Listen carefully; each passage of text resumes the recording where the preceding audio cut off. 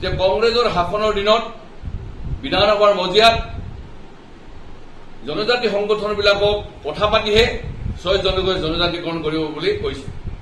কিন্তু আমি জনাত যে কংগ্ৰেছ শাসনৰ দিনত বৰ্তমানৰ মুখ্যমন্ত্ৰী ডক্টৰ হিমন্ত বিশ্ব শৰ্মা এগৰাকী মন্ত্ৰী আছিল। সেই সময়তে এই কথাটো কিয় প্ৰতিবাদ কৰা নাছিল?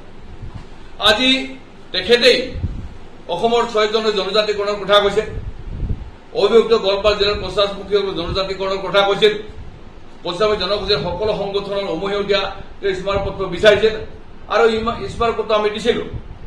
আৰু মুখ্যমন্ত্ৰী নিজেই কৈছিল যে অবিভক্ত গোৱালপাৰা জিলাৰ 50 মুখীসকলক জনজাতিকৰণ কৰিব পৰা যাব। আৰু আমাৰ লগত সেইমতে আলোচনা মৰ্মে চূড়ান্ত সিদ্ধান্ত গ্ৰহণ কৰিছিল।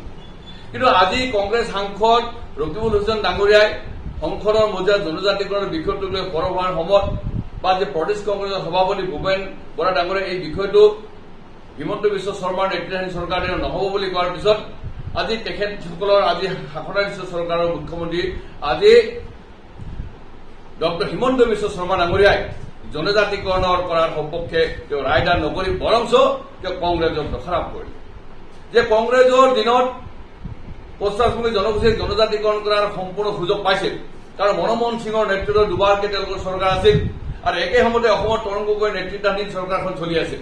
সেই সময়ত কংগ্ৰেছে নকৰিলে বা আজি যিদৰে তেওঁলোকে সংসদৰ মজিয়াত এই বিষয়টোলৈ সৰব ভূমিকা কৰিছিল, কিন্তু শাসনত থকাৰ সময়ত তেওঁলোকে কৰা নাই। আজি তেওঁলোকে এই বিষয়টো সমাধানৰ কাৰণে সংসদৰ মজিয়াত মাত মাতিছে, তাৰ কাৰণে আমি ধন্যবাদ জনাইছো। কিন্তু তেওঁলোকে বিগত সময়ছোৱাত কিয় 50 মুখী জনগোষ্ঠী 5 জনগোষ্ঠী জনজাতিকৰণ নকৰিলে এই প্ৰশ্নৰ উত্তৰ বৰ্তমান কংগ্ৰেছৰ সভাপতি ভূপেন বৰা ডাঙৰীয়া আৰু ৰকিবুল হুছেইন ডাঙৰীয়া আৰু গৌৰৱ গগৈ ডাঙৰীয়া দিব লাগে। অনুৰূপভাৱে অসমৰ মুখ্যমন্ত্ৰী ডক্টৰ হিমন্ত বিশ্ব শৰ্মাই বিৰোধী পক্ষৰ লগত বাছযুদ্ধত লিপ্ত নহয়, তেওঁ যি প্ৰতিশ্ৰুতি দিছিল, বিজেপি দলে যি প্ৰতিশ্ৰুতি দিছিল যে শাসনত আহিলেই আমি 6 মাহৰ ভিতৰত 100 দিনৰ ভিতৰত জনজাতিকৰণ কৰিম, মুখ্যমন্ত্ৰী নিজেই সৰ্বানন্দ সোণোৱাল দিনত মন্ত্ৰী গোটৰ অধ্যক্ষ হিচাপে আমাৰ লগত কথা পাতি জনজাতিকৰণ কৰাৰ কথা কৈছিল। কিন্তু আজি দেখা গ'ল মুখ্যমন্ত্ৰী এতিয়া কংগ্ৰেছক দোষাৰোপ কৰি কংগ্ৰেছলৈকে গা ঠেলি বোকা চেতিয়া ৰাজনীতি কৰি বিষয়টো আজি ধূসৰ কৰিব বিচাৰিছে। গতিকে আমি মুখ্যমন্ত্ৰী মহোদয়ক আমি অনুৰোধ, কংগ্ৰেছে আমাক পৰা প্ৰতাৰণা বঞ্চনাৰ সমষ্টিত প্ৰত্যুত্তৰ যোৱা লোকসভা নিৰ্বাচন আৰু আগৰ বিধানসভা নিৰ্বাচন পাইছে। গতিকে আপোনালোকে যিহেতুকে এই বিষয়টো সৰব আৰু এই বিষয়টো সমাধানৰ প্ৰতিশ্ৰুতি দি আপোনালোকে শাসনৰ গাড়ীত আহিছে, গতিকে এতিয়া আপোনালোকে কংগ্ৰেছক দোষাৰোপ কৰাৰ সলনি আপোনালোকে দিয়া প্ৰতিশ্ৰুতি আপোনালোকে আখৰে আখৰে পালন কৰক। গতিকে এইটোৱে আমি অসমৰ মুখ্যমন্ত্ৰী ডক্টৰ হিমন্ত বিশ্ব শৰ্মালৈ আমি আহ্বান জনাইছো। একেদৰে দুৰ্ভাগ্যজনক কথা যে যোৱাকালি বঙাইগাঁও উপায়ুক্তৰ সভাকক্ষত অসমৰ এগৰাকী মন্ত্ৰী পীযুষ হাজৰিকাই অসমৰ বিভিন্ন জনগোষ্ঠীয় বা বিশেষকৈ KCৰ অন্তৰ্গত বিভিন্ন জাতীয় দল সংগঠনত মিলিত হৈছে আৰু সেই সংবাদ মেলত মন্ত্ৰী পীযুষ হাজৰিকাই কৈছে যে আমি ইতিমধ্যে মৰাণ মটক চুতীয়া কোচাচমী আদি জনগোষ্ঠীক উচ্চ শিক্ষানুষ্ঠান ITI আদি নামভৰ্তিকৰণৰ ক্ষেত্ৰত আমি সংৰক্ষণৰ ব্যৱস্থা কৰিছো। আমি তেখেতক ক'ব খুজিছো যে আমি নামভৰ্তিৰ কাৰণে উচ্চ শিক্ষাৰ নামভৰ্তিৰ কাৰণে আমি জনজাতিকৰণ আমি বিচৰা নাছিলো। পশ্চিমবংগ জনগোষ্ঠী সাংবিধানিক ৰক্ষা কবচ পাবৰ কাৰণে, আমাৰ ভূমি অধিকাৰ সাব্যস্ত কৰিবৰ কাৰণে, আমাৰ যাতে মাটি কোনেও ক্ৰয় বিক্ৰী কৰিব নোৱাৰে, আমাৰ অধিকাৰ যাতে সাব্যস্ত তাৰ কাৰণে আমি জনজাতিকৰণ বিচাৰিছিলো।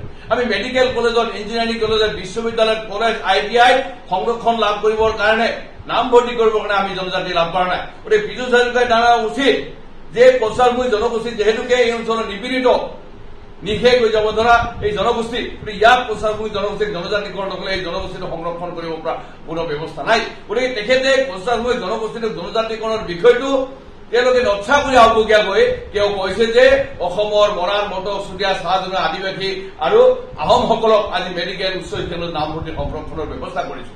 আমি পুনৰবাৰ কৈছো যে আমি এই উচ্চ শিক্ষানুষ্ঠানত নামভৰ্তিৰ কাৰণে আমি সংৰক্ষণ বিচাৰি আমি আন্দোলন কৰা নাই। আমি জনজাতিকৰণ এই কাৰণে বিচাৰিছো যাতে আমি সাংবিধানিকভাৱে আমি ৰক্ষা কবচ পাওঁ, সাংবিধানিকভাৱে আমি সুৰক্ষা কৰিব পাৰো, যাতে আমাৰ 50 জনগোষ্ঠী এই অঞ্চলত থকা আমাৰ যি মাটি সেই অধিকাৰ যাতে আমি সাব্যস্ত, ইয়াৰ কাৰণে আমি জনজাতিকৰণ। কিন্তু আজি মন্ত্ৰী পীযুষ হাজৰিকা ডাঙৰীয়াই এতিয়া KCৰ নিৰ্বাচন পতাৰ অজুহাত লৈ পশ্চিমবংগ জাতীয় সংগঠন এই নিৰ্বাচনমুখী কৰি পেলাই আমাৰ মূল যিটো বিষয় সেই বিষয়ৰ পৰা আঁতৰাই ৰাখিবৰ কাৰণে এক নিকৃষ্ট তেওঁলোকে এটা ষড়যন্ত্ৰ কৰিছে। গতিকে অসমৰ মুখ্যমন্ত্ৰী ডক্টৰ হিমন্ত বিশ্ব শৰ্মা ডাঙৰীয়া, মন্ত্ৰী পীযুষ হাজৰিকা আমি আহ্বান কৰিছো যে আপোনালোকৰ যদি সঁচা অৰ্থতে পশ্চিমবংগ জনগোষ্ঠীৰ প্ৰতি দায়িত্ববোধ আছে, আপোনালোকৰ যদি সততা আছে, আপোনালোকে দিয়া প্ৰতিশ্ৰুতি যদি আপোনালোকে পালন কৰাৰ কাৰণে দায়িত্ববোধ আছে, তেতিয়াহ'লে অচিৰেই অসমৰ পশ্চাদমুখীসকলক ভূঞাম জনজাতিৰ মৰ্যাদা প্ৰদান কৰক। অন্যথা আমি ভাবিম যে বিগত সময়ছোৱাত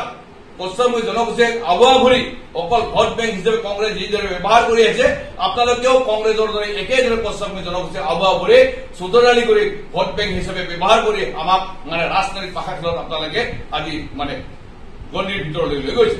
গতিকে কংগ্ৰেছকো অনুৰূপভাৱে কৈছো যে আপোনালোকে স্পষ্ট কৰক যে বিগত সময়ছোৱাত আপোনালোকে চৰকাৰ থকাৰ পিছত জনজাতিকৰণ নকৰে। এতিয়া কেন্দ্ৰ ৰাজ্য চৰকাৰ আহিলেই আপোনালোকে জনজাতিকৰণ কৰিব না নকৰিব এই কথাটো আপোনালোকে ৰাজহুৱাভাৱে স্পষ্ট কৰক। অন্যথাই আপোনালোকৰ বিগত সময়ছোৱাৰ যি কৰ্ম, সেই কৰ্মক আমি কেতিয়াও পাহৰি নাযাওঁ। নাম্বাৰ 3, আমি দেখিছো অতি দুৰ্ভাগ্যজনক কথা যে আজি দেশকৈ আজি কেন্দ্ৰ ৰাজ্যত অধিষ্ঠিত আজি বিজেপি নেতৃত্বাধীন চৰকাৰখনে আজি জনজাতিকৰণ বিষয়টো হেতালি খেলি আছে। জনজাতিকৰণ বিষয়টো সমাধান কৰাৰ পৰিৱৰ্তে এতিয়া তেওঁলোকে বিৰোধী পক্ষ কংগ্ৰেছৰ লগত বাক যুদ্ধত লিপ্ত হৈছে। কিন্তু এইখিনিতে এটা কথা যে আজি এনেকুৱা ধৰণৰ এটা পৰিৱেশ পৰিস্থিতিৰ মাজতো আজি পশ্চিমবংগ জনগোষ্ঠীৰ তথাকথিত আক্ৰাসনৰ সংগঠন বা সন্মূলীয় আন সংগঠনবিলাকে কিন্তু ইয়াৰ বিৰুদ্ধে কোনো ধৰণৰ প্ৰতিক্ৰিয়া প্ৰকাশ কৰা দেখা নহল আৰু আন্দোলন কৰা দেখা নহল। তেওঁলোকে কি ৰাজ্য চৰকাৰখনৰ বৰ্তমান পকেটত সোমাই পৰিছে নেকি, যাৰ কাৰণে তেওঁলোকে নিশ্চুপ হৈ বহি আছে?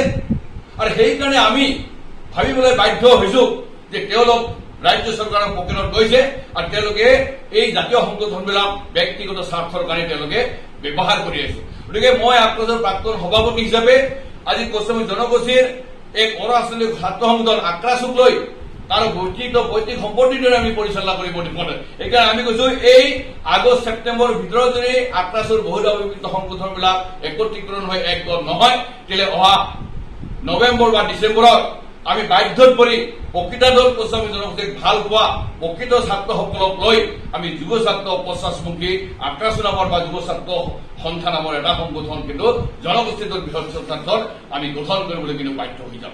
আৰু এই ছাত্ৰ যে আজি শাসক দলৰ মুখ্যমন্ত্ৰী ডক্টৰ হিমন্ত বিশ্ব শৰ্মা আৰু বিৰোধী পক্ষৰ আজি সাংসদ ৰকিবুল হুছেইন বা তেওঁলোকৰ প্ৰদেশ কংগ্ৰেছৰ সভাপতি ভূপেন বৰাৰ লগত বাকযুদ্ধত লিপ্ত নহয় যে 2019 চনৰ 9 জানুৱাৰী তাৰিখে ৰাজ্যসভাত অসমৰ 6জনক জনজাতিকৰণৰ যিখন বিধেয়ক উত্থাপন হৈছিল, সেই বিধেয়কখন আলোচনা কৰি কাৰ্য কৰিবৰ কাৰণে মই অসম প্ৰদেশ কংগ্ৰেছৰ সভাপতি তথা কংগ্ৰেছ দলৰ যি 3গৰাকী সাংসদ আছে তেখেতসকলক মই আহ্বান জনাইছোঁ। একেদৰে মুখ্যমন্ত্ৰী হিমন্ত বিশ্ব শৰ্মাক আমি অনুৰোধ কৰিছোঁ যে আপুনি যিহেতুকে সৰ্বানন্দ সোণোৱাল মন্ত্ৰীসভাত এগৰাকী দায়িত্বশীল মন্ত্ৰী আছিল, আপোনাক তদানীন্তন কেন্দ্ৰীয় চৰকাৰৰ গৃহমন্ত্ৰী ৰাজনাথ সিঙৰ দ্বাৰাই এই সমস্যাটো সমাধান কৰিবৰ কাৰণে মডেলিটি নিৰ্ণয় কৰিবৰ কাৰণে মন্ত্ৰীগোটৰ অধ্যক্ষ আপুনি আপোনাক দায়িত্ব অৰ্পণ কৰিছিল। আৰু সেই সমস্যাত পশ্চিমবংগ জনগোষ্ঠীৰ সকলো দল সংগঠনৰ লগত মিলিত হৈ এই সমস্যাটো সমাধানৰ কাৰণে এক ব্যৱস্থা লৈছিল। আৰু আপুনি নিজেই পৰামৰ্শ দিছিল যে অবিভক্ত গোৱালপাৰা জিলাৰ পশ্চাদমুখীসকলক ভূঞাম জনজাতিৰ মৰ্যাদা দিবৰ কাৰণে পশ্চিমবংগ জনগোষ্ঠীৰ সকলো সংগঠনে যৌথ মেম'ৰেণ্ডাম দিব লাগে। আৰু আপোনাৰ সেই পৰামৰ্শ শিৰোধাৰ্য কৰি আমি পশ্চিমবংগ জনগোষ্ঠীৰ সকলো দল সংগঠনে আমি যৌথভাৱে মেম'ৰেণ্ডাম প্ৰদান কৰিছিলোঁ। কিন্তু তাৰপিছত আজি আপুনি কৈছে যে কংগ্ৰেছৰ দিনত বিধানসভাৰ মজিয়াত যে অসমৰ জনজাতি সংগঠনবিলাকৰ সৰু সংকট নহ'লে আপুনি জনজাতিকৰণ কৰিব নোৱাৰাৰ কথা কৈছে। আপুনি সেই কথাবিলাক পাহৰি যাওক। বিজেপি নেতৃত্বাধীন চৰকাৰখনে 2014 চনৰ পৰা 2021 চনলৈকে নিৰ্বাচনী সভা সমিতিবিলাক যি ধৰণৰ প্ৰতিশ্ৰুতি দিছিল, যি কথাবিলাক আপোনালোকে কৈ আছিল যে 11 দিনৰ ভিতৰত আমি কাৰ্যকৰী কৰিম, 6 মাহৰ ভিতৰত কাৰ্যকৰী, সেই কথাবিলাক আপোনাক লয়। কিন্তু আপোনালোকে আজি কাৰ্যকৰী নকৰি কংগ্ৰেছক দোষাৰোপ কৰি বাক চুতৰালি আজি মানে মুখ চুপুটি মাৰি আজি পশ্চিমবংগ জনগোষ্ঠীক আজি আপোনালোকে গিনিপিগ সজাই আছে বা আজি আমাৰ সেই সমস্যাটো সমাধানৰ পৰা আপোনালোকে আঁতৰি আছে। গতিকে পূৰ্বে কংগ্ৰেছ চৰকাৰ কেন্দ্ৰ ৰাজ্যত থকাতে এই সমস্যাটো সমাধান কৰাৰ কাৰণে তেওঁলোকে এটা সুযোগ সুবিধা পাইছিল, কিন্তু সেই সময়ত তেওঁলোকে নকৰে। আজি তেওঁলোকৰ সাংসদ ৰকিবুল হুছেইন ডাঙৰীয়াই সংসদৰ মজিয়াত মাত মাৰিছে, আমি ভাল পাইছোঁ।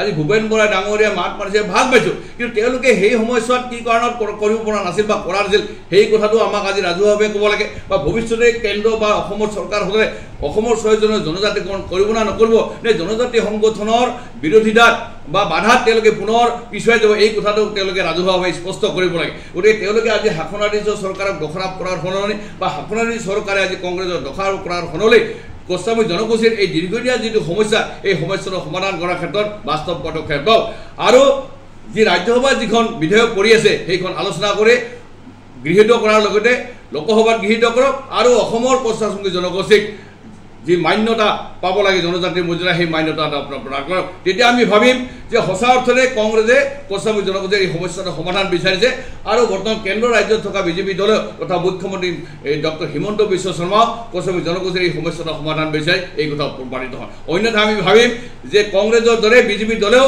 কোচামুখী জনগোষ্ঠীক এনে গিনিপিকৰ দৰে ব্যৱহাৰ কৰি ভোট বেংক হিচাপে ব্যৱহাৰ কৰি চতুৰালে এই বিষয়টোৰ পৰা আঁতৰি থাকিবৰ কাৰণে এক নিকৃষ্ট ষড়যন্ত্ৰত লিপ্ত হৈছে